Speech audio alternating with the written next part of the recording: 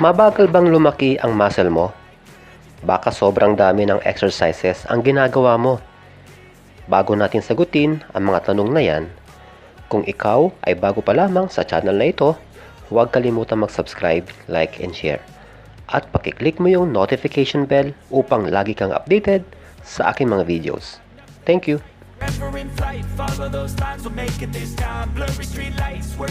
Ang paglaki ng muscle, mga kaprakti, ay hindi basta-basta. Marami kang dapat sundin at mahabang proseso ito. Kaya tuloy yung iba, sa sobrang pagmamadali nila, ay lalo lang tumatagal o bumabagal ang paglaki ng kanilang muscle.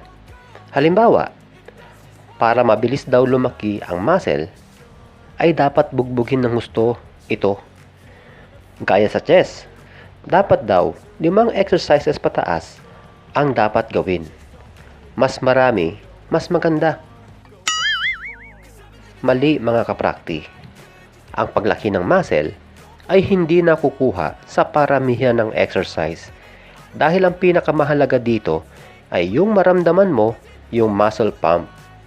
Kahayagan kasi ito na natamaan talaga yung muscle na gusto mong palakihin. Senyalis din yan na nagkaroon ka ng muscle tissue damage.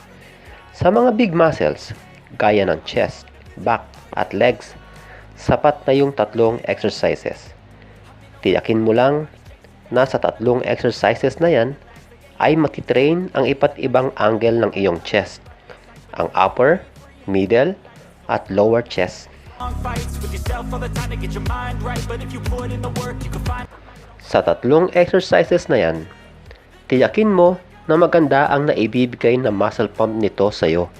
Ibig sabihin, piliin mo yung mga exercises na mararamdaman mo yung muscle pump. Siyempre, hindi mo naman mararamdaman yung pump kung hindi mo nagagawa ito ng proper form. Kaya, dapat alam mo rin paano gawin ito ng tama.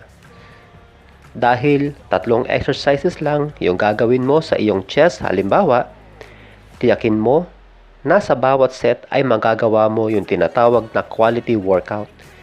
Ito yung hindi ka nagmamadali, nakafocus lagi ang isip mo sa iyong pagbubuhat.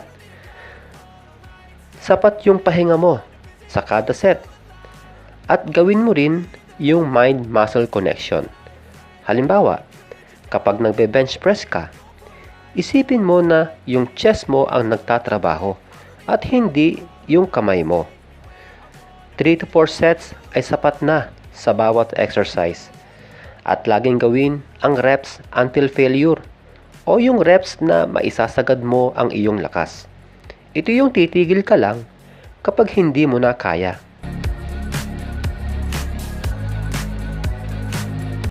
Kung medyo advance ka na o buwan na rin yung binilang mo sa pagbubuhat, pwede mong gawin hanggang 4 na exercises.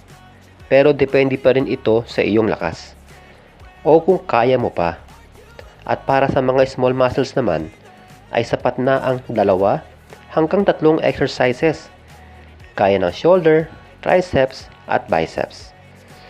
At lagi kong sinasabi, ang paglaki ng muscle ay hindi nakukuha sa pagbubuhat lamang dahil kailangan mo rin dito ng sapat na tulog at tamang pagkain.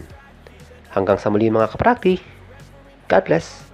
We'll make it this time. Blurry street lights work as a guide to memories that we're making tonight. Oh yeah, we'll make it tonight. Yeah.